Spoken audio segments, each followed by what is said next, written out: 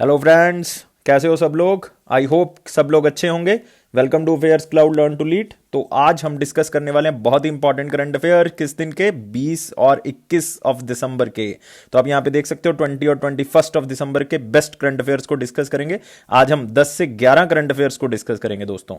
और इस वीडियो को लास्ट तक तो आपने देखना ही देखना है, लेकिन आगे बढ़ने से पहले मैं आपसे डिस्कस करना चाहता हूं अफेयर्स क्लाउड की सब्सक्रिप्शन के बारे में कि आप हमारे अफेयर्स क्लाउड के जो सब्सक्रिप्शन है उसमें जो आपको पीडीएफ्स मिलेंगे वो आप कैसे सब्सक्राइब कर सकते हो। उसके दो मेथड हैं दोस्तों। या तो आप हमारी वेबसाइट पे जाएं affairscloud.com/current affair, या फिर आप क्या कर सकते हैं, इसी वीडियो के डिस्क्रिप्शन बॉक्स में जाएं, उसमें एक लिंक गिवन है, उस लिंक के ऊपर क्लिक करेंगे तो आप सीधा ही कहां पे पहुंच सकते हैं, सब्सक्रिप्शन एरिया में पहुंच सकते हैं। आपको सब्सक्रिप्शन में क्या मिलेगा? आपको डेली पीडीएफ्स का एक सेक्शन मिलेगा जिसमें आपको दो पीडीएफ्स मिलेंगी। एक पीडीएफ में थ्योरेटिकल करंट अफेयर होंगे उसी दिन के, एक जो पीडीएफ होगी उसमें आपको उसमें क्वेश्चन एंड आंसर की फॉर्मेट में आपको जो डेली करंट अफेयर्स हैं वो मिल जाएंगे। नेक्स्ट होगा वीकली पीडीएफ। वीकली पीडीएफ में वीक वाइज जो है वो करंट अफेयर अरेंज होंगे। इसका मतलब है कि आप वीकली करंट अफेयर्स को अच्छे से रिवाइज कर सकते हैं। नेक्स्ट वीकली टेस्ट, फिर अपने आप को जांचना है, रिवाइज करना है, या फिर देखना है कि कितने करंट अफेयर आप याद कर सकते हो, तो उसके लिए ये सेक्शन बहुत इंपॉर्टेंट है। नेक्स्ट और मोस्ट इंपॉर्टेंट सेक्शन जो है वो आपके पास कौन सा है? Monthly PDF section. क्यों इंपॉर्टेंट है? क्योंकि इसमें हम आपको कितनी पीडीएफ्स प्रोवाइड कर रहे हैं? 5 पीडीएफ्स दे रहे हैं। पहली पीडीएफ में आपको क्या मिलेगा? थ्योरेटिकल करंट अफेयर्स मिलेंगे उसी पर्टिकुलर महीने के। नेक्स्ट आपके पास होगा क्वेश्चन एंड आंसर पीडीएफ, जिसमें थ्योरेटिकल करंट अफेयर्स को प्रोवाइड किया जाएगा क्वेश्चन एंड आंसर की फॉर्मेट में, ताकि आपको समझने में और याद रखने में क्या हो? आसानी हो। नेक्स्ट होगा सेक्शन पॉकेट पीडीएफ का। ये बहुत इंपॉर्टेंट है क्योंकि आप एग्जाम से पहले जल्दी जल्दी में करंट अफेयर को रिवाइज करना चाहते हो तो ये पीडीएफ आपको हेल्प करेगी। नेक्स्ट होगा banking, finance and economy PDF का सेक्शन, जो कि बहुत ही इंपॉर्टेंट है उन बच्चों के लिए खास करके जो बैंक की तैयारी कर रहे हैं। और लास्ट सेक्शन होगा टॉप 100 करंट अफेयर्स, पर्टिकुलर उसी महीने के। वो भी आपको क्वेश्चन एंड आंसर की फॉर्मेट में मिलेंगे, क्योंकि ये देखा गया कि क्वेश्चन एंड आंसर की फॉर्मेट में आप लंबे समय तक याद रख सकते हो। और गाइस, ये सारी चीजें आपको बहुत ही कम प्राइस पे हम अवेल करवा रहे हैं। मतलब एक बार आप विजिट करके देखो, खुद सरप्राइज होगे एक बार अगर आप प्राइस को चेक करोगे तो। और उसके ऊपर भी हम आपको एक्स्ट्रा 10% डिस्काउंट देंगे। कैसे मिलेगा ये डिस्काउंट? अगर आप उसमें ये कोड यूज करोगे ASH10 ASH10, अगर इस कोड को यूज करते हो तो आपको 10% एक्स्ट्रा डिस्काउंट जो है वो मिल जाएगा।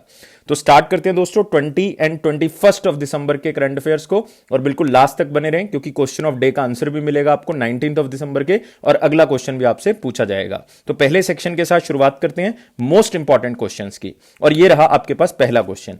35th edition of Indo CORPAT 2020 held between Indian and which country navy. तो एक मोस्ट इंपॉर्टेंट क्वेश्चन में इसको मार्क कर लें। कीवर्ड क्या है इस क्वेश्चन का? Indo CORPAT 2020। इसको नोट कर लें क्योंकि कॉर्पेट 2020 भी है, वो एक्सरसाइज जो है वो बांग्लादेश देश के साथ रिलेटेड है। तो इसमें आगे क्या लिखा हुआ है? इंडो कॉर्पेट। तो इसका मतलब ये कौन सी दो कंट्रीज के बीच में? एक तो इंड से तो आपको पता लग रहा है इंडिया है, तो बहुत ही सिंपल है। इंडो से आपको पता लग रहा है कौन सी कंट्री की बात कर रहा हूं? इंडोनेशिया की बात कर रहा हूं। तो याद रखना है, इंडो का मतलब है इंडोनेशिया और इंड का मतलब है इंडिया। तो आसान रहेगा क्वेश्चन, और एग्जामिनर इसको पूछ भी सकता है। 90% चांस होते हैं, जो हम मोस्ट इंपॉर्टेंट क्वेश्चंस को लिखते हैं तो उसका मतलब है कि 90% चांस है कि ये आपको एग्जाम में आ सकता है। इसलिए ये कैटेगरीज बनाई गई हैं, इसका मीनिंग है कोई, तो इसलिए इसको याद रख लें, इंडोनेशिया इसका आंसर होगा। तो आप यहां पे भी देख सकते हैं Indo 35th edition CORPAT between Indian navy and the Indonesian navy. एक रिसेंटली आपने याद रखना है इंडो थाई कॉर्पेट, तो इसको भी याद रख सकते हैं इंडो थाई कॉर्पेट। इंडो थाई जो है वो इंडिया और थाईलैंड के बीच में हुई है, तो याद रखना है किसके बीच में हुई है? इंडिया और थाईलैंड की नेवी के बीच में हुई, जिसको हम रॉयल थाई नेवी भी कहते हैं। वो अंडमान सी की तरफ से हुई थी, स्टेट ऑफ मलक्का के पास हुई थी, लेकिन आपने याद रखना है इंडो थाई, इंडिया और थाईलैंड। इंडो जो है वो इंडिया और इंडोनेशिया के बीच में है। इंडोनेशिया दोस्तों कंट्री हमारे लिए इंपॉर्टेंट है, एग्जामिनर बहुत बार इसमें से क्वेश्चन पूछ लेते हैं। कैपिटल कौन सी है? जकार्ता है, कैपिटल जकार्ता आपको मिलेगी। करेंसी जो है वो इंडोनेशियन रुपया होगा, और जो प्रेसिडेंट है उनका नाम पूछा जाता है जोको विडोडो। जब वो बने थे तो बहुत एग्जाम्स ने इसको क्वेश्चन को कवर किया था, जोको विडोडो। तो नेक्स्ट क्वेश्चन के ऊपर बढ़ते हैं।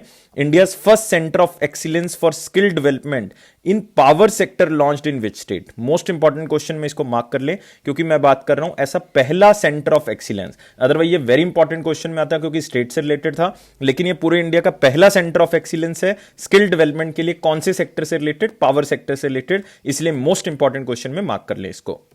तो आंसर क्या होगा दोस्तों, वीडियो को पॉज कर ले और आंसर मेरे साथ मैच करें। आंसर क्या होगा इसका, हरियाणा होगा। हरियाणा में एग्जैक्ट लोकेशन पूछ लें, हरियाणा के बच्चे ध्यान दें इसको, गुरुग्राम होगा आंसर। क्या होगा, गुरुग्राम। तो एक इंस्टीट्यूट है वहां पे, national institute of solar energy, जिसको हम किस नाम से जानते हैं, नाइस के नाम से भी जानते हैं, national institute of solar energy.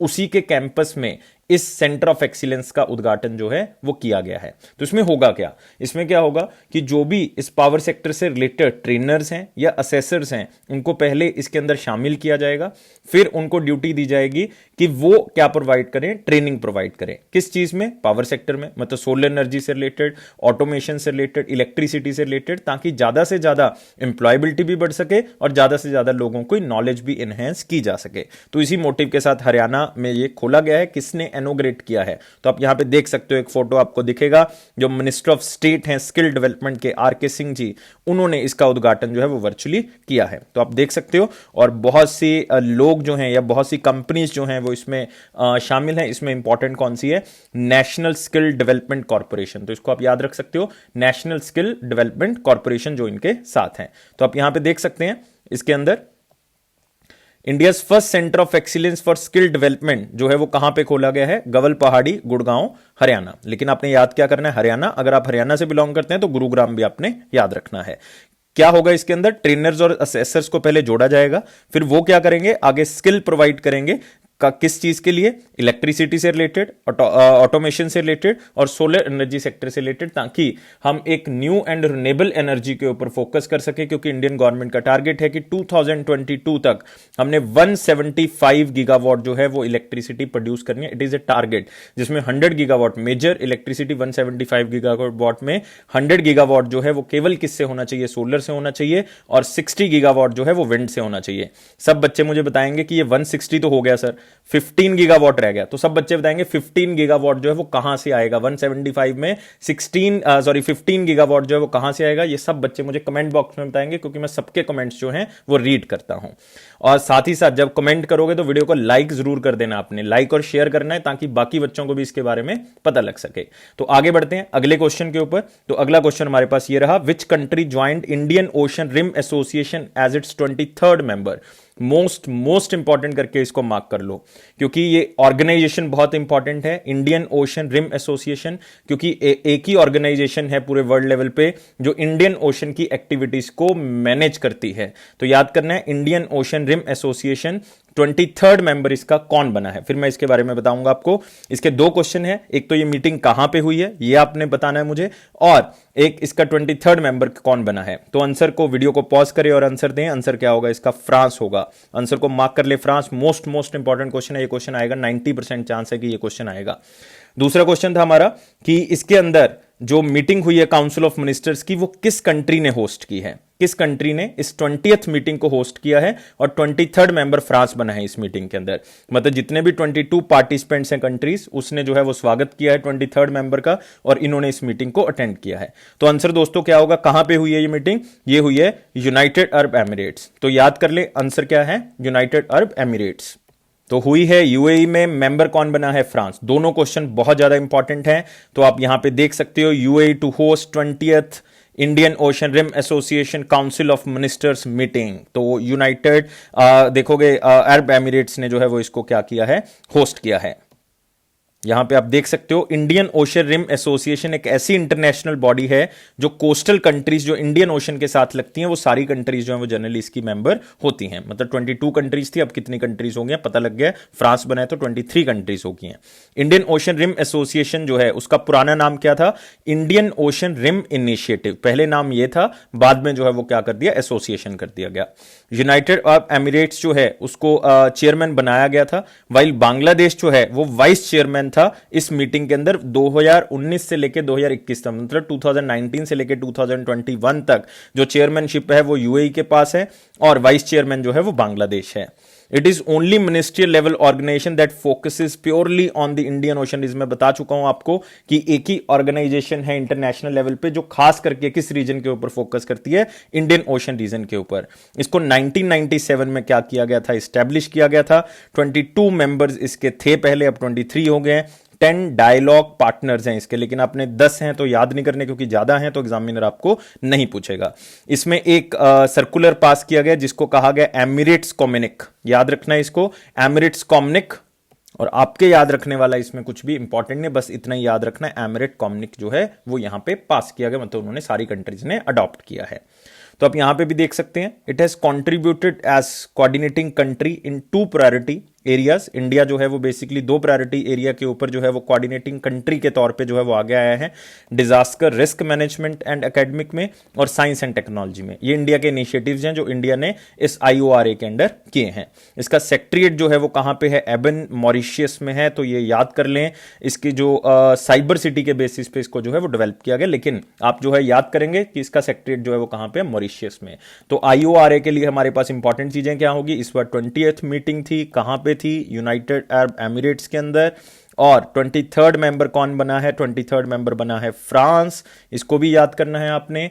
और कितनी मेंबर कंट्रीज पहले थी ये भी आपसे पूछा जा सकता है, और साथ ही साथ इसका हेडक्वार्टर मतलब इसका सेक्रेटरीट जो है वो कहां पे है, मॉरिशियस में है। अगर एग्जैक्ट जगह आ जाती है तो वही आपने बता देनी है, एबन और एबने, तो ये भी आप याद कर सकते हो। तो बहुत इंपॉर्टेंट चीजें हैं, तो इसको याद रखना है आपने। तो नेक्स्ट क्वेश्चन की तरफ बढ़ते हैं। Which is the rank of India in the Human Freedom Index of 2020? Again, most important question. Human Freedom Index की बात करें, अभी कुछ ही दिन पहले हमने Human Development Index की बात करी, जिसमें इंडिया का रैंक कौन सा था, 131st रैंक था। कितना रैंक था, 131st रैंक था। लेकिन अभी हम बात करें ह्यूमन फ्रीडम इंडेक्स की। हर पर्सपेक्टिव में फ्रीडम की बात हो रही है, इकोनॉमिक फ्रीडम, अगर हम कहें कि इंडिविजुअल फ्रीडम, सब तरह की फ्रीडम की बात हो रही है। तो आंसर क्या होगा उसका, 111th रैंक होगा, मतलब HDI से 20 कम है। बस इतना याद कर लोगे तो आपको 2 रैंक जो है वो याद हो जाएंगे। 111th रैंक इंडिया का ह्यूमन फ्रीडम इंडेक्स के अंदर मिला है, तो याद करना है इसको। और इसको याद ऐसे भी कर सकते हो आप कि ह्यूमन को फ्रीडम जो है कितने पॉइंट्स में दी गई, 111 पॉइंट्स में फ्रीडम दी गई। तो इससे भी आपको जो है वो क्या रहेगा, याद रहेगा। कितनी कंट्रीज में से है ये इंडेक्स, 162 कंट्रीज में से इस इंडेक्स को बनाया गया है। तो आप यहां पे देख सकते हो ये इंडेक्स 2 इंस्टीट्यूट्स ने बनाया। जनरली एक इंस्टीट्यूट ज्यादा इंपॉर्टेंट है, वो कौन सा है, फ्रेजर इंस्टीट्यूट ऑफ कनाडा और कातो इंस्टीट्यूट और Cato institute of United States, 2 institutes ने इसको मिलकर बनाया। लेकिन आपको ऑप्शन में एक आ सकता है, फ्रेजर इंस्टीट्यूट ऑफ कनाडा, क्योंकि ये ज्यादा इंपॉर्टेंट है। इंडिया का रैंक जो है वो 111 है, 162 कंट्रीज में से। इंडिया का स्कोर जो है वो 6.43 है। न्यूजीलैंड ने इस रैंक के अंदर जो है, मतलब फ्रीडम इंडेक्स के अंदर जो है वो टॉप किया है। याद रखना है, इस इंडेक्स को न्यूजीलैंड ने टॉप किया। सेकंड नंबर पे स्विट्जरलैंड है, थर्ड पे हांगकांग है, क्योंकि वहां पे बहुत ज्यादा प्रोटेस्ट हो रहे थे तो लोगों को फ्रीडम थी वहां पे। न्यूजीलैंड जो है वो फर्स्ट रैंक हासिल किया है।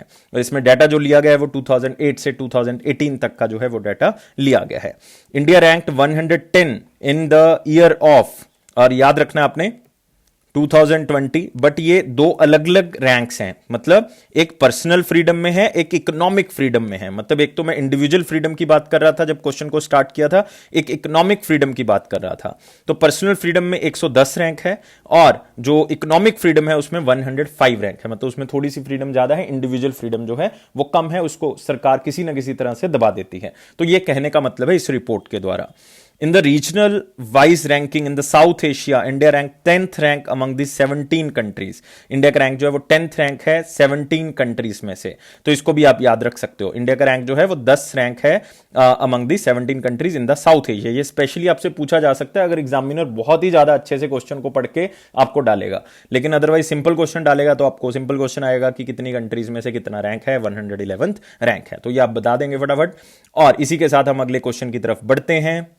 लेकिन उससे पहले आप एक लिस्ट भी देख लें कि फर्स्ट रैंक जो है वो न्यूजीलैंड का है, सेकंड रैंक स्विट्जरलैंड का है, और अगर आप देखोगे 162 लास्ट रैंक जो है वो सीरियन अरब रिपब्लिक का है।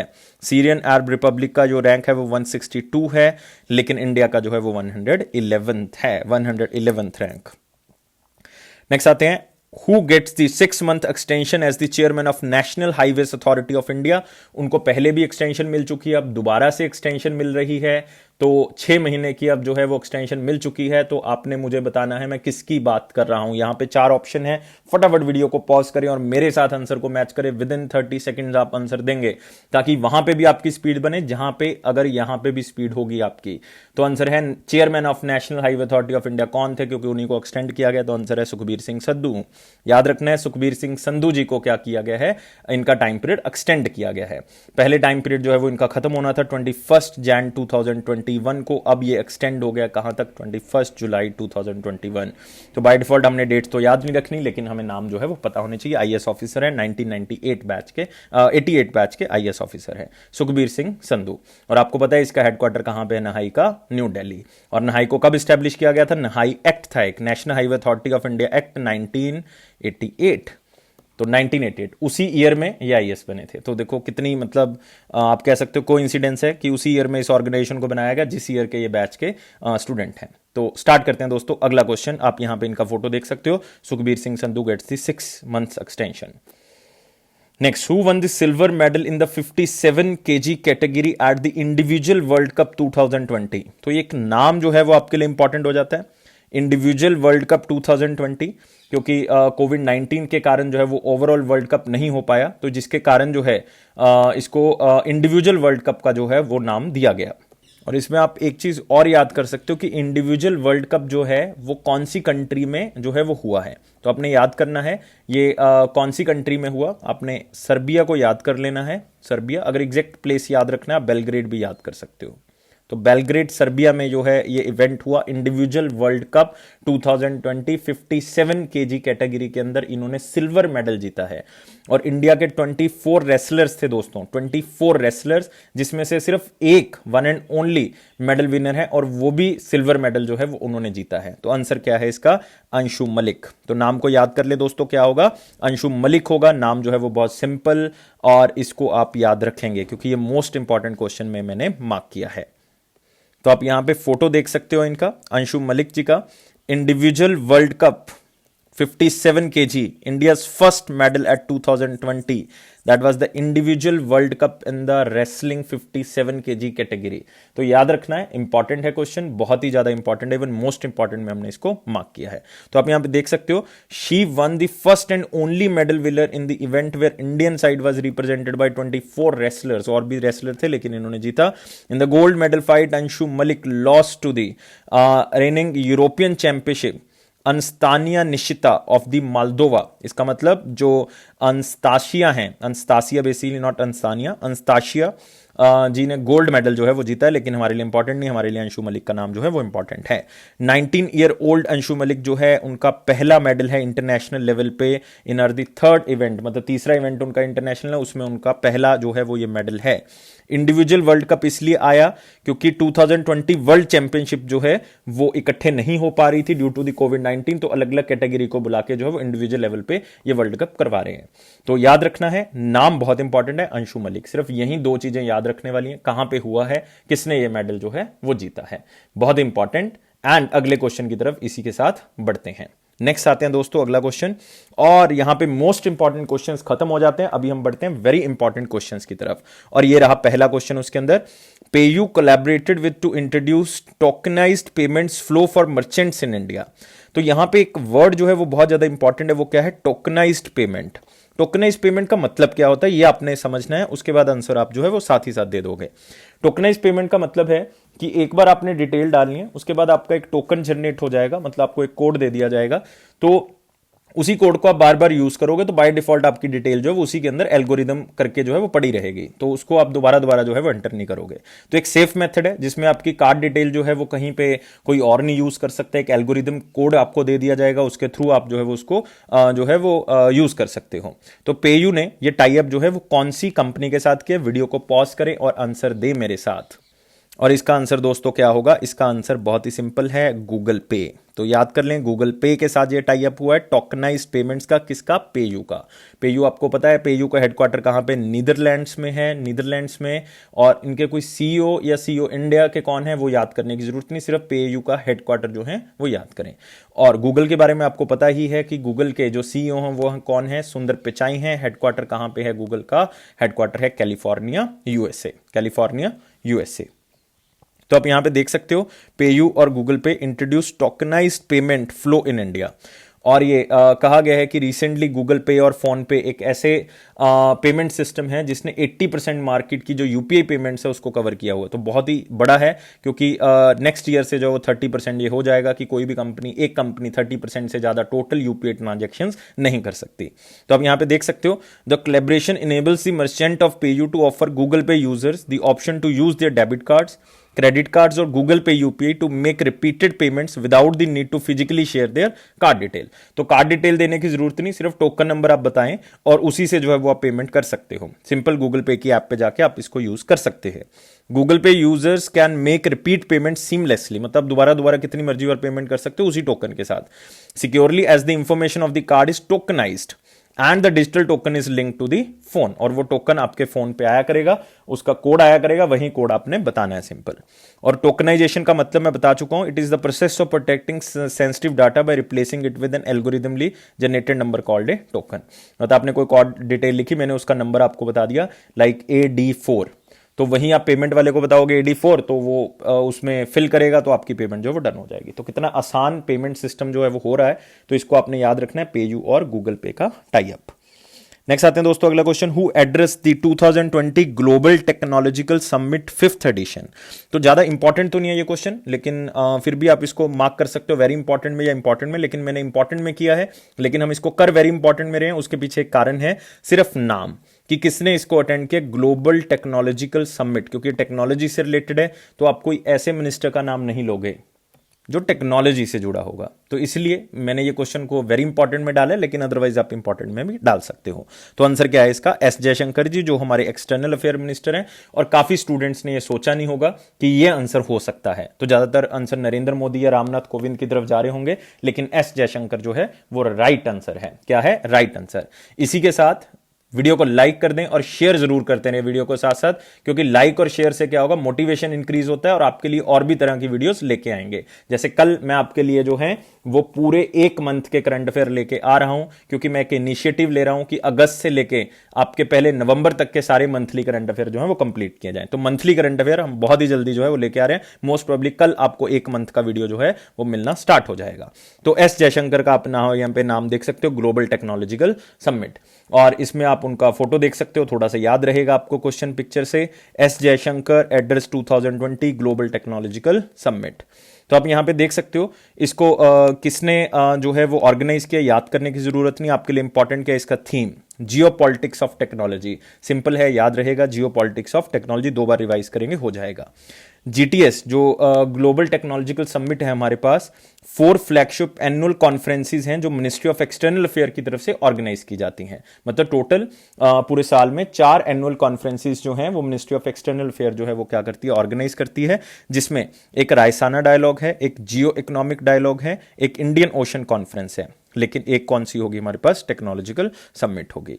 और एस जयशंकर ने कहा है कि यूनाइटेड नेशंस में रिफॉर्म करने की जरूरत है, क्योंकि इंडिया परमानेंट सीट के लिए लड़ रहा है। इंडिया अभी अभी नॉन परमानेंट मेंबर 2021 से जो है उनका टाइम पीरियड स्टार्ट होगा as a non permanent member in the United Nation Security Council. और उन्होंने कहा भी है साथ ही साथ कि वर्ल्ड जो है वो डिजिटल पेमेंट्स की तरफ बढ़ रहा है, ग्लोबल फाइनेंशियल जो हम कह सकते हैं ट्रैफिक है वो बहुत ज्यादा बढ़ रहा है, तो उसको और भी ज्यादा अच्छा करने की जो है जरूरत है। तो इसलिए बस यही याद रखना है आपने कि किसने इसको इनॉग्रेट किया और थीम क्या है, geopolitics of technology. Next question आते हैं, which college receives award of merit in the 2020 UNESCO Asia Pacific awards for cultural heritage conservation. इसको आप मोस्ट इंपॉर्टेंट में भी मार्क कर सकते हैं, वेरी इंपॉर्टेंट में भी मार्क कर सकते हैं, क्योंकि अवार्ड जो है वो यूनेस्को की तरफ से दिया जा रहा है, तो वेरी इंपॉर्टेंट क्वेश्चन बन जाता है। लेकिन ये अवार्ड जो है वो और भी कॉलेजेस को मिला है, जिसके कारण इसको वेरी इंपॉर्टेंट क्वेश्चन में हमने मार्क कर दिया। और कौन से कॉलेज ने रिसीव किया है अवार्ड ऑफ मेरिट, किसने दिया है, UNESCO Asia Pacific awards for cultural heritage conservation. तो आंसर क्या है इसका, अमर सिंह कॉलेज। तो याद कर लें, रट लें इस क्वेश्चन को, अमर सिंह कॉलेज इसका आंसर होगा। तो आप यहां पे देख सकते हो, Amar Singh college conservation project honoured with UNESCO Asia Pacific award for cultural heritage conservation 2020। तो आप यहां पे भी देख सकते हो, it is the first international award given to cultural heritage in Kashmir, क्योंकि ये अमर सिंह कॉलेज जो है वो कहां पे है, जम्मू एंड कश्मीर में है। Amar Singh college Srinagar Jammu and Kashmir received the award of merit in the 2020 UNESCO Asia Pacific award for cultural heritage conservation. UNESCO introduce special recognition for sustainable development in 2020 awards. तो सिर्फ एक दो चीजें याद करनी है, अपने कॉलेज का नाम याद करना है और कुछ भी याद करने की जरूरत नहीं है, कोई ज्यादा इंपॉर्टेंट चीजें हैं नहीं इसके अंदर, इसीलिए वेरी इंपॉर्टेंट में, अदरवाइज हम इसको किसके अंदर डालते, इसको हम डालते मोस्ट इंपॉर्टेंट के अंदर। लेकिन आप इसमें यूनेस्को को कवर कर सकते हो। यूनेस्को का हेडक्वार्टर कहां पे है, सब बच्चों को पता है सर, पेरिस में है। डायरेक्टर जनरल कौन है, ऑड्रे अजोले हैं, ये भी सर याद है। मेंबर कंट्रीज कितनी है, 193 मेंबर कंट्रीज है इसके अंदर, तो ये भी आपको याद रहेगा। तो सिंपल एंड एक सिस्टमेटिक आंसर जो है वो आप यहां से निकाल सकते हैं। और ये रही ये अवार्ड्स की लिस्ट, इसलिए मतलब आपको कोई ज्यादा फोकस करने की जरूरत नहीं, क्योंकि अवार्ड ऑफ मेरिट आपको पता है कि यहां पे 3 कॉलेजेस या 3 जो हमारे हाई लेवल इंस्टीट्यूट्स हैं उनको दिया गया है। लेकिन एक अवार्ड तो चाइना को ही मिल गया, तो याद करने की जरूरत नहीं। अमर सिंह कॉलेज आपको करवा चुका हूं, तो एक आप क्या याद कर सकते हैं, मालाबारी हॉल बिल्डिंग, सेवा सदन सोसाइटी, मुंबई महाराष्ट्र, तो इनको भी अवार्ड ऑफ मेरिट जो है वो दिया गया है। तो दोनों आप याद कर लें, अदरवाइज कोई खास इंपॉर्टेंट क्वेश्चन में, मोस्ट इंपॉर्टेंट क्वेश्चन में इसको मत डालियो, वेरी इंपॉर्टेंट में ही रखियो। नेक्स्ट आते हैं, which country space agency launched a Soyuz rocket carrying 36 UK telecommunications and internet satellites into space. कौन सी स्पेस एजेंसी ने 36 यूनाइटेड किंगडम के टेलीकम्युनिकेशन एंड इंटर सैटेलाइट्स को स्पेस में लॉन्च किया है? तो वेरी इंपॉर्टेंट क्वेश्चन में इसको मार्क कर लें, क्योंकि आंसर जो है फटाफट आप देंगे चैट बॉक्स में, साथ ही साथ आंसर देते रहे। मैं सबके चैट बॉक्स में भी पढ़ता हूं, सबके आंसर जो है वो मैं कमेंट बॉक्स में भी पढ़ता हूं, तो बच्चे जरूर आंसर जो है वो साथ साथ में चैट बॉक्स में करें, क्योंकि जब तक सारे बच्चे पार्टिसिपेट नहीं करेंगे उससे क्या होगा, जब आप आंसर करते हो ना तो उससे भी आपको क्वेश्चन याद रहता है। तो आंसर क्या होगा इसका, रशिया होगा। तो याद करना है, आप शायद नहीं सोच पा रहे होंगे कि रशिया आंसर होगा, ज्यादातर बच्चे ब्रिटेन और स्पेन की तरफ जा रहे होंगे, लेकिन 36 यूके सैटेलाइट्स जो हैं वो किसने लॉन्च किया, रशिया ने। रॉस कॉस्मोस जो उनकी स्पेस एजेंसी है उसने लॉन्च किया। तो Russia launches UK telecom satellites into space, और कुछ भी इसमें याद करने वाली बात नहीं है, ना ही कुछ याद रखना है। और ब्रिटिश कंपनी वनवेब की तरफ से इसको बनाया गया है, जो कि अभी डूबने वाली थी, बैंकरप्ट हो चुकी थी अप्रैल में, लेकिन इसको 2 कंपनीज जो है वो ओवरटेक कर रही है। एक तो यूके गवर्नमेंट जो है वो साथ दे रही है कि इसको दोबारा से जो है वो रिवाइव किया जाए, और एक Indian telecom Bharti took over the company with USD 500 million investment. तो ये आपके लिए एक अलग से क्वेश्चन बन जाता है कि जो यूनाइटेड किंगडम की या ब्रिटेन की एक कंपनी है वनवेब, उसको इंडिया की कौन सी कंपनी खरीद रही है, ब्रिटेन की गवर्नमेंट के साथ मिलकर। तो आंसर क्या हो गया, Bharti. OneWeb will make its internet service commercially operation by the 2022। तो 2022 तक इनकी भी इंटरनेट सेवाएं जो है वो आपको मिलनी स्टार्ट हो जाएंगी। तो आपके लिए इंपॉर्टेंट होगी इसमें 2-3 चीजें, तो आप याद रख सकते हो, और बहुत ही सिंपल सा क्वेश्चन है, कोई इसमें ज्यादा कुछ जो है वो याद करने की जरूरत नहीं है। नेक्स्ट आते हैं यूनाइटेड किंगडम के बारे में आपको पता ही है, प्रेसिडेंट कौन है, बोरिस जॉनसन, कैपिटल लंदन है, करेंसी पाउंड स्टर्लिंग है। और रशिया के बारे में पता है, प्रेसिडेंट व्लादिमीर पुतिन है, कैपिटल मॉस्को है, करेंसी रूबल है। नेक्स्ट आते हैं, which state launched Parishram portal with 22 online services of different labour laws and employ state insurance department. 22 और सुविधाओं को जोड़ दिया गया है परिश्रम एक पोर्टल लॉन्च करके, मतलब अब उस स्टेट के लोग और भी सरकारी सुविधाओं का जो लाभ है वो ले सकते हैं। मैं कौन सी स्टेट की यहां पे बात कर रहा हूं? तो आंसर तो बहुत सिंपल है, ऑलरेडी बहुत सी सर्विसेज स्टेट के अंदर दी जा रही हैं, और एक हिंट देता हूं आपको कि वहां पे आपको मिलेगा कौन सा बायोस्फीयर रिजर्व, वहां पे आपको मिलेगा सिमलीपाल बायोस्फीयर रिजर्व। फटाफट बताएंगे किसकी बात कर रहा हूं मैं, आंसर है Odisha. One of my favourite chief minister Naveen Patnaik ji, उन्होंने इसका जो है वो लॉन्च किया है। तो याद रख सकते हैं ओडिशा। परिश्रम से याद करना है, परिश्रम पोर्टल जो लेबर को सर्विस मिलनी है, या इंश्योरेंस जो इंश्योरेंस से रिलेटेड है, खास करके एम्प्लॉय स्टेट इंश्योरेंस से, तो उनको ये सर्विसेज जो हैं वो मिलेंगी। 52 services to be available online, मतलब 52 सर्विसेज जो हैं वो बहुत जल्दी स्टार्ट हो जाएंगी। 22 ऑलरेडी जो है वो स्टार्ट हो चुकी हैं। इसमें अलग अलग तरह के लाइक सर्टिफिकेट बना रहे हो, लाइसेंस बना रहे हो, अप्रूवल ले रहे हो किसी प्लांट की, रिन्यूअल करवाना चाहते हो, तो परिश्रम पोर्टल के थ्रू आप ऐसी चीजें कर सकते हैं। तो आप यहां पे देख सकते हैं 22 ऑनलाइन सर्विसेज जो है मिलेंगी 5T इनिशिएटिव के अंदर। 5T का मतलब है technology, transparency, team work, time leading and transformation. आपको यह पूछा जा सकता है कि 5T इनिशिएटिव कौन सी स्टेट का है, तो उड़ीसा का है। The online services will help ease of doing business करने में हेल्प मिलेगी, बाय डिफॉल्ट और लोग इन्वेस्ट करेंगे। Also contribute to industrial development of the state, क्योंकि आपको लाइसेंस लेने में, कोई रजिस्ट्रेशन सर्टिफिकेट है, डिजाइन प्लांट का अप्रूव करवाना है, तो बहुत ही कम टाइम पे आपको जो है वो ऑनलाइन पे भी मिल जाएगा। द पोर्टल जो है वो इंडस्ट्रीज को बेनिफिट करेगा बाय डिफॉल्ट, कमर्शियल ऑर्गेनाइजेशंस को, स्मॉल एंटरप्रेन्योर्स और पब्लिक को तो करेगा ही करेगा। 52 टाइप्स की ये सर्विसेज बहुत ही जल्दी स्टार्ट हो जाएंगी। लेकिन यहां पे याद रखने वाली चीज क्या है, स्टेट ओडिशा, क्योंकि यहां पे मैं बता चुका हूं सिमलीपाल टाइगर रिजर्व मतलब बायोस्फीयर रिजर्व है। यहां पे आपको मिल जाएगा सतकोशिया टाइगर रिजर्व, बहुत इंपॉर्टेंट है, सतकोसिया और सतकोशिया कैसे भी लिख सकते हो इसको। सतकोसिया टाइगर रिजर्व भी आपको यहां पे मिल जाएगा। आपको भितरकनिका नेशनल पार्क यहां पे मिलेगा, भितरकनिका नेशनल पार्क, वो भी यहां पे। ऑलिव टर्टल रिजर्व पार्क आपको यहां पे मिल जाएगा उड़ीसा में। कितनी चीजें उड़ीसा में आपको जो है वो दी जा रही हैं, तो याद करना है, इतनी ज्यादा चीजें आप एक ही क्वेश्चन से सीख सकते हैं।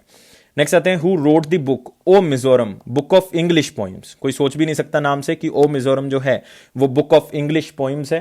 तो किसने इस बुक को लिखा है? आंसर सिंपल है, जो मिजोरम के गवर्नर हैं तो उन्होंने इस बुक को जो है वो लिखा है। तो आंसर तो सर सिंपल हो गया, ओ मिजोरम जो है वो बुक किसने लिखी है, बहुत ही सिंपल। और वीडियो को पॉज करके मेरे साथ देखें, आंसर क्या होगा? आंसर है पीएस श्रीधरन पिल्लाई, जो गवर्नर है मिजोरम के, उन्होंने ही इस बुक को लिखा है। किसने लॉन्च किया है? वेंकैया नायडू, जो हमारे वाइस प्रेसिडेंट है, उन्होंने इस बुक को लॉन्च किया है। तो ओ मिजोरम से याद रखेंगे, मेरे ख्याल से सारे बच्चों को याद हो भी गया होगा। ओ मिजोरम, एक collection of English poems, doctor PS Sreedharan Pillai जो कि गवर्नर हैं मिजोरम के। तो नेक्स्ट आते हैं दोस्तों इंपॉर्टेंट क्वेश्चंस की तरफ बढ़ते हैं। इंपॉर्टेंट क्वेश्चंस, अब हमारा लास्ट सेक्शन है ये इंपॉर्टेंट क्वेश्चंस का। What is the name of the secretary of state for foreign, Commonwealth and development affairs, United kingdom, who recently visited India? कोई इंपॉर्टेंट नहीं है, सिर्फ क्वेश्चन को ही याद कर ले, यही काफी आपके लिए, अदरवाइज याद करने की जरूरत नहीं है। डोमिनिक राब है उनका आंसर। क्या नाम है? डोमिनिक राब। सिर्फ इतना याद कर लें कि रिसेंटली जो secretary of state for foreign affairs हैं यूनाइटेड किंगडम से, वो इंडिया विजिट करके गए। नाम क्या है? डोमिनिक राब। तो यहां पे देख सकते हो United Kingdom foreign secretary, 4-day visit to India 14 to 17 of December. और यूनाइटेड किंगडम के बारे में मैं ऑलरेडी आपको चीजें बता चुका हूं। नेक्स्ट आते हैं, Asian development bank and government of India science 4.21 million facility for which state urban and tourism development project? कौन सी स्टेट के लिए? उसमें अर्बन ट्रांसफॉर्मेशन के लिए और टूरिज्म को बढ़ोतरी देने के लिए कौन सी स्टेट गवर्नमेंट ने एडीबी को गवर्नमेंट ऑफ इंडिया के थ्रू जो है वो पैसे देने की सहायता प्रदान की है? तो ये आपने मुझे बताना है कि मैं बात कर रहा हूं एशियन डेवलपमेंट बैंक की। इस क्वेश्चन में इंपॉर्टेंट क्या है? एशियन डेवलपमेंट बैंक कब स्टैब्लिश हुआ था? 1966 में स्टैब्लिश हुआ था। कितनी कंट्रीज मेंबर हैं? 68 कंट्रीज मेंबर हैं इंक्लूडिंग इंडिया। और साथ ही साथ इसका हेडक्वार्टर जो है वो मनीला फिलीपींस में है। और कौन सी चीज रहेगी? इसके प्रेसिडेंट, इसके प्रेसिडेंट कौन है? मस्तसुगु। याद कर ले, नाम को मैं सिंपल बना देता हूं ताकि आपको याद हो जाए, मस्त से याद करना है। और मैं कौन सी स्टेट की बात कर रहा हूं दोस्तों? मैं बात कर रहा हूं त्रिपुरा की। याद कर लें कौन सी स्टेट की बात हो रही है? त्रिपुरा की, ताकि उसमें अर्बन डेवलपमेंट हो सके, उसमें टूरिज्म की बढ़ोतरी जो है वो हो सके। और त्रिपुरा आपके लिए इंपॉर्टेंट है क्योंकि यहां पे आपको मिलेगा clouded leopard national park, clouded leopard national park, और एक बाइसन नेशनल पार्क भी आपको यहां पे मिल जाएगा। दो नेशनल पार्क्स बहुत ही इंपॉर्टेंट हैं, clouded leopard and the bison national park in the Tripura. तो आप यहां पे भी देख सकते हो एशियन डेवलपमेंट, लेकिन इस क्वेश्चन में एडीबी ज्यादा इंपॉर्टेंट है। तो नेक्स्ट आते हैं दोस्तों अगले क्वेश्चन के ऊपर, और यहां पे भी आप देख सकते हो, it is the first PRF project readiness financing facility for north eastern state of India. PRF का मतलब प्रोजेक्ट रेडीनेस फाइनेंसिंग फैसिलिटी, मतलब प्रोजेक्ट को रेडी करने के लिए, या प्रोजेक्ट जो है वो बना हुआ प्रोजेक्ट ऑलमोस्ट उसको फाइनेंस करने के लिए जो है ये पैसा दिया जा रहा है। और ये पहला प्रोजेक्ट है जो नॉर्थ ईस्ट स्टेट में ऐसा मिल रहा है। तो त्रिपुरा की जो अर्बन डेवलपमेंट है वो करेगा, और जो उनके इंफ्रास्ट्रक्चर प्रोजेक्ट्स ऑलरेडी चल रहे हैं उसके ऊपर जो है वो पैसा लगाया जाएगा। नेक्स्ट आते हैं, former Liverpool France manager Gerard Houllier passed away. तो नाम को थोड़ा सा बस पढ़ना है। कोई आपको क्वेश्चन पूछने के चांस जो 40% है कि ये क्वेश्चन आ सकता है, लेकिन फिर भी आप याद रखेंगे क्योंकि लिवरपूल जो है वो बहुत ही फेमस आप कह सकते हो एक टीम है, फुटबॉल टीम है। तो उनके मैनेजर भी हैं, फुटबॉल के कोच भी हैं उस टीम के, इसलिए जो है वो आपके लिए इंपॉर्टेंट हो जाता है नाम, गेरार्ड हॉलियर। नेक्स्ट क्वेश्चन आते हैं, रिपोर्टिंग इंडिया, एक बुक को जो है वो लॉन्च किया गया, किसने? एस जयशंकर जी ने इस बुक को क्या किया है? लॉन्च किया है। किसने इस बुक को लिखा है? प्रेम प्रकाश। किसने इस बुक को लिखा है? प्रेम प्रकाश जी ने इस बुक को लिखा है। एशिया न्यूज इंटरनेशनल के चेयरमैन हैं प्रेम प्रकाश जी, उन्होंने इस बुक को लिखा है रिपोर्टिंग इंडिया, क्योंकि बहुत बड़ा करियर उनका जर्नलिज्म में रहा है। My 70 year journey as a journalist, आप यहाँ पे देख सकते हो, my 70 year journey as a journalist. तो 70 साल सोचो आप जर्नलिज्म के अंदर, और उसके बारे में उन्होंने विशेष बताया हुआ है। उन्होंने बताया हुआ 1962 की चाइना वॉर के बारे में, इंदिरा गांधी जी किस तरह से आगे बढ़ी, वल्लभ भाई पटेल जी की डेथ जो है उसके बाद कैसे आगे हुआ, नेहरू जी की डेथ के बाद कैसे प्राइम मिनिस्टरशिप के लिए किस तरह से आगे इंदिरा गांधी जी आई, राजीव गांधी को कोलंबो के अंदर जो है वो किस तरह से जो है वो ट्रीट किया गया, तो सारी चीजें जो उनके ऊपर अटैक हुआ, तो सारी चीजें रिपोर्टिंग इंडिया, क्योंकि जर्नलिस्ट थे तो बाय डिफॉल्ट उनको इस चीजों के बारे में पता होगा। तो मतलब पिछले 50 सालों के बारे में उन्होंने बहुत सी इंफॉर्मेशन इसके अंदर बताई हुई है। पेंगुइन इंडिया जो है वो इसके पब्लिशर हैं। तो एस जयशंकर जी ने इसको लॉन्च किया। प्रेम प्रकाश आप नाम याद कर लें, मतलब इस बुक को बहुत ही प्रेम से लिखा गया, रिपोर्टिंग इंडिया। नेक्स्ट आते हैं वन लाइनर इंपॉर्टेंट पॉइंट्स के ऊपर। लास्ट सेक्शन हमारा, justice S Muralidhar was elevated as the chief justice of Odisha high court. Recently हमने जो है वो high court of Jammu and Kashmir और लद्दाख के चीफ जस्टिस मैंने बताए थे। सब बच्चों ने कमेंट बॉक्स में बताना है कि किसको चुना गया। मैंने आपको क्वेश्चन करवाया है लास्ट, अगर आप देखोगे वीडियो में उसमें क्वेश्चन कवर्ड है। Next, NPCI introduced RuPay contact lens feature.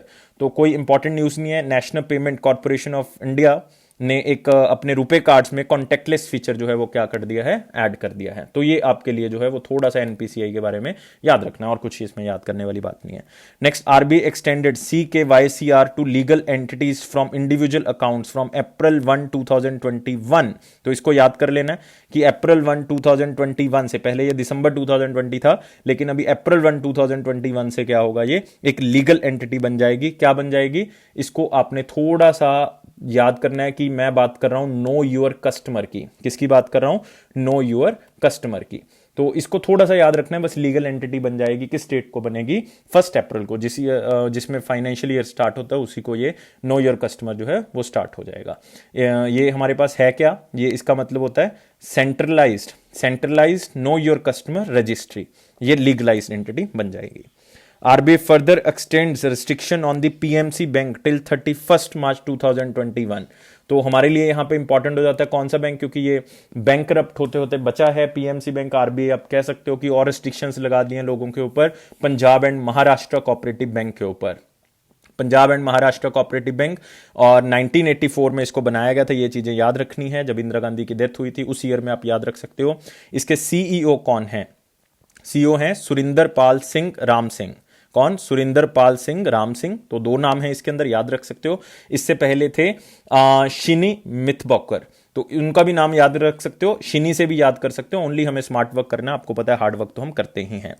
Next, ministry of defence organized India Maldives defence corporation webinar and expo. तो हमारे लिए यहाँ पे कंट्री जो है वो इंपॉर्टेंट कौन सी है, मालदीव्स हमारे लिए यहाँ पे इंपॉर्टेंट हो जाती है। एक एरो इंडिया वेबिनार सीरीज जो है वो उन्होंने ऑर्गेनाइज की है, मालदीव्स के साथ हमने किया है। मालदीव्स के प्रेसिडेंट कौन है, यहाँ पे कंट्री इंपॉर्टेंट है मालदीव्स, इब्राहिम मोहम्मद सोली। इब्राहिम मोहम्मद सोली। कैपिटल कौन सी है, माले है। करेंसी कौन सी है, मालदीवियन रुपया है, मालदीवियन रुपया। नेक्स्ट आते हैं ministry of commerce and industry. Piyush Goyal ji launched Australia economic strategy report 2020। Australia economic strategy report मतलब ऑस्ट्रेलिया के साथ किस तरह से हमारे बायलैटरल रिलेशन रहेंगे, तो उसके बारे में इसमें बात हो रही है। पीयूष गोयल जी, क्योंकि जो हमारे union minister of commerce and industry हैं वो पीयूष गोयल जी हैं, तो उन्होंने इसको क्या किया है, रिलीज किया है। और उन्होंने ही जो है वो बेसिकली इस रिपोर्ट को उन्हीं की टीम ने जो है वो प्रिपेयर किया था। खास करके उसमें योगदान था confederation of Indian industry CII का योगदान था। तो इसमें CII इंपॉर्टेंट हो जाता है क्योंकि उन्होंने इस रिपोर्ट को तैयार किया है। उसके प्रेसिडेंट हैं उदय कोटक जी, हेडक्वार्टर है न्यू दिल्ली। तो याद कर लें, इंपॉर्टेंट क्वेश्चन में इसको मार्क कर सकते हैं आप। लेकिन इन वन लाइनर में सबसे ज्यादा इंपॉर्टेंट क्वेश्चन जो आपके लिए है वो कौन सा, एक तो मालदीव्स के बारे में याद रखना है, एक ये RBI का आप याद रख सकते हो। नेक्स्ट आते हैं 19 दिसंबर के क्वेश्चन के आंसर देने की बारी हमारे पास आ गई है। क्वेश्चन हमारे पास क्या था 19 दिसंबर का, who won the best FIFA women player by the FIFA award 2020। क्योंकि मेन का मैं आंसर आपको दे चुका था, मेन का आंसर जो है वो मैं बता चुका था आपको, लेकिन आपने बताना था कि किस वुमेन प्लेयर ने जो है वो उसमें जीता है। तो मेन का आंसर क्या था आपके पास, रॉबर्ट लेवांडोव्स्की। रॉबर्ट लेवांडोव्स्की जो है वो पोलैंड के कैप्टन थे नेशनल फुटबॉल टीम के। लेकिन अभी बात कर रहे हैं हम वुमेन की, तो आंसर क्या था, लूसी ब्रॉन्ज। तो आंसर क्या था, लूसी ब्रॉन्ज। कहां की हैं, इंग्लैंड की हैं। वो जीती हैं best FIFA women player for 2020। Best FIFA women player for 2020। बहुत इंपॉर्टेंट है क्योंकि यूलिमर रोजर्स जो हैं वो बेस्ट एथलीट के नाम से जानी गई हैं वुमेन कैटेगरी में, तो वो भी आपने याद रख सकते हो आप। ये भी हमने मोस्ट इंपॉर्टेंट क्वेश्चन में इसको कवर किया है। नाउ अब आते हैं क्वेश्चन ऑफ द डे, मतलब 20 और 21 का जो क्वेश्चन ऑफ द डे है और उसका आंसर क्या होगा ये सब बच्चों ने कमेंट बॉक्स में बताना है। ये क्वेश्चन बहुत ही इंपॉर्टेंट है। What is the name of DRDO developed system or systems which has recently Rajnath Singh ji handed over to Chief of 3 armed forces? तीनों आर्म्ड फोर्सेस के चीफ को उन्होंने जो डीआरडीओ की तरफ से कुछ सिस्टम डेवलप किए गए हैं वो हैंड ओवर किया है। तो आपने बताना है मैं किस सिस्टम की बात कर रहा हूं जो डीआरडीओ ने डेवलप किए हैं। तो इसमें एक ऑप्शन ऑल ऑफ दीज भी है, बाकी 3 अलग अलग भी हैं। जो भी आपका आंसर होगा आपने कमेंट बॉक्स में बताना है, क्योंकि कमेंट बॉक्स में मुझे आइडिया हो जाता है कि कितने बच्चे रेगुलर हैं जो वीडियो को देख रहे हैं और कितने बच्चे रेगुलर हैं जो आंसर दे रहे हैं, ताकि हम एक अनुमान लगा सकें कि कौन कौन से बच्चे हैं जो रेगुलरली जो है वो फॉलो कर रहे हैं और वीडियो को लाइक कर रहे हैं और शेयर कर रहे हैं, ताकि हम उनके लिए और भी अच्छा मटेरियल जो है वो प्रोवाइड कर सकें। तो गाइस ये था हमारे पास 20 और 21 ऑफ दिसंबर का करंट अफेयर। एक दिन लेट हम जरूर हो गए कुछ फैमिली प्रॉब्लम्स की वजह से, लेकिन आज ही आपका 22 का वीडियो भी जो है वो रात को हम 9 बजे जो है वो क्या कर देंगे, लाइव कर देंगे। तो आपने 9 बजे भी उसको देखना है और अभी आप इसको जो है वो देख ही रहे हो। इस चैनल को सब्सक्राइब जरूर करके जाएं। अगर आप पहली बार वीडियो को देख रहे हो तो सब्सक्राइब जरूर करें, बेल बटन को प्रेस करें ताकि नोटिफिकेशन ऑन टाइम मिल जाए। आपसे सिर्फ एक ही आशा है कि आप लाइक जरूर करेंगे वीडियो को। 700+ लाइक्स हमें चाहिए इस वीडियो से। और गाइस ये अफेयर्स क्लाउड का प्रॉमिस है ये कि आपका करंट अफेयर जरूर बूस्ट करेगा, क्योंकि 90% करंट अफेयर जो भी आपके एग्जाम में आ रहे हैं वो हमारे ही करंट अफेयर से कवर किए जाते हैं। ये एक बहुत बड़ी बात है कि हम इतना अच्छा करंट अफेयर जो है वो आपको कवर करवा रहे हैं, इतना वैल्यूएबल डाटा आपको प्रोवाइड कर रहे हैं। Thank you guys for watching this video. Take care, goodbye, have a nice day and happy. खुश रहें आप। अगर खुश रहोगे तो ही जो है वो आपको सक्सेस मिलेगी। हैप्पीनेस इज ए की फॉर सक्सेस, इसको याद कर ले। Take care guys.